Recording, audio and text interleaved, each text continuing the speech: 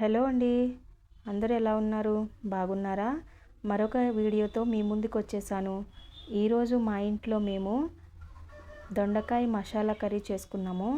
అది ఎలా చేయాలో ఇప్పుడు చూద్దాము. ముందుగా స్టవ్ వెలిగించుకుని బాణీ పెట్టుకుని బాణీ హీట్ అయిన తర్వాత అందులో మనము కొంచెం అంత ఆయిల్ యాడ్ చేసుకోండి. ఒక 2-3 టేబుల్ స్పూన్ ఆయిల్ యాడ్ చేసుకుని ఆయిల్ హీట్ అయిన తర్వాత అందులో కొంచెం జీలకర్ర, వెల్లుల్లిపాయలు, పచ్చెనపప్పు, మినప్పప్పు, కొన్ని జీడిపప్పులు వేసుకుని ఇవి మంచి అరోమా వచ్చే వరకు లో ఫ్లేమ్లో వీటిని ఫ్రై చేసుకోండి. ఇవి కొంచెం ఫ్రై అయిన తర్వాత ముందుగా కట్ చేసి పెట్టుకున్న ఉల్లిపాయ ముక్కల్ని ఇందులో యాడ్ చేసుకోవాలి. ఉల్లిపాయ ముక్కలు సన్నగా పొడుగ్గా కట్ చేసుకుని యాడ్ చేసుకోండి. ఇలా యాడ్ చేసుకున్న వాటిని నూనెలో ఉల్లిపాయల పచ్చివాసన అంతా పోయే వరకు వీటిని మంచిగా ఫ్రై చేసుకోవాలండి. కొంచెం గోల్డెన్ బ్రౌన్ కలర్ రావాలి.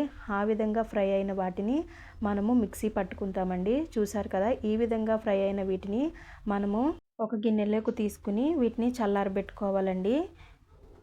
ఇవి చల్లారే లోపు అదే ప్యాన్లో కొంచెం ఆయిల్ యాడ్ చేసుకుని ముందుగా వాష్ చేసి పెట్టుకున్న దొండకాయలను ఫ్లవర్ షేప్లో కట్ చేసుకోవాలండి. అదే అండి, గుత్తి వంకాయ వండుకుంటాం కదా, వాటికి కట్ చేసుకున్నట్టు కట్ చేసుకుని ఆయిల్లో మంచిగా వీటిని ఫ్రై చేసుకోవాలండి.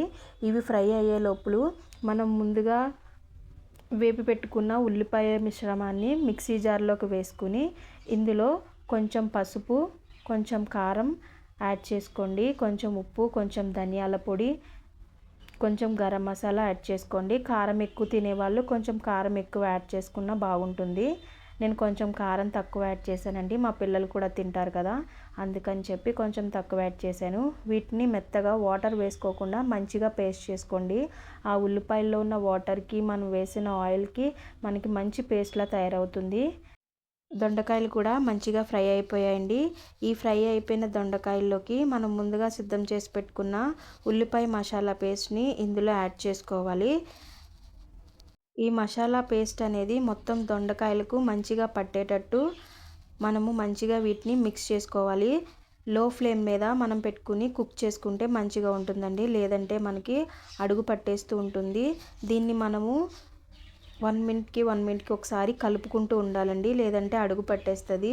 ఈ విధంగా దగ్గరగా చేసుకునన్నా తినొచ్చు, లేదంటే మనం కొంచెం వాటర్ యాడ్ చేసుకుని మనకి గుజ్జులా చేసుకుని మనకి అన్నంలోకైనా రోటీలోకైనా చాలా బాగుంటుందండి. ఇది చారు కాంబినేషన్స్తో చాలా బాగుంటుంది. ఇందులో నేను కొంచెం మిక్సీ పట్టాం కదా, ఆ మిక్సీ పట్టిన దాంట్లో కొంచెం ఉంటుంది కదా, అది వాటర్ని అందులో యాడ్ చేసి ఆ వాటర్ ఇందులో నేను యాడ్ చేశానండి. యాడ్ చేసి దీన్ని మంచిగా కలుపుకుంటూ కుక్ చేసుకోవాలండి.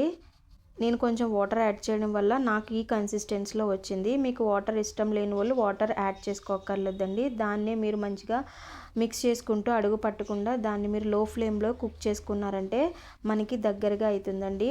మీకు రైస్లోకి ఈ విధంగా కావాలి అనుకుంటే ఈ విధంగా వాటర్ యాడ్ చేసుకోవచ్చు, లేదంటే వాటర్ని కూడా అవాయిడ్ చేసుకుని చేసుకోవచ్చు అండి. ఇది రోటీలోకైనా రైస్లోకైనా చాలా బాగుంటుంది.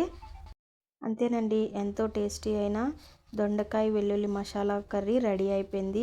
మీకు కనుక ఈ వీడియో నచ్చినట్టయితే లైక్ చేసి, షేర్ చేసి, సబ్స్క్రైబ్ చేసుకోండి. మరిన్ని వీడియోస్తో మళ్ళీ కలుసుకుందాం. అంతవరకు బాయ్ బాయ్.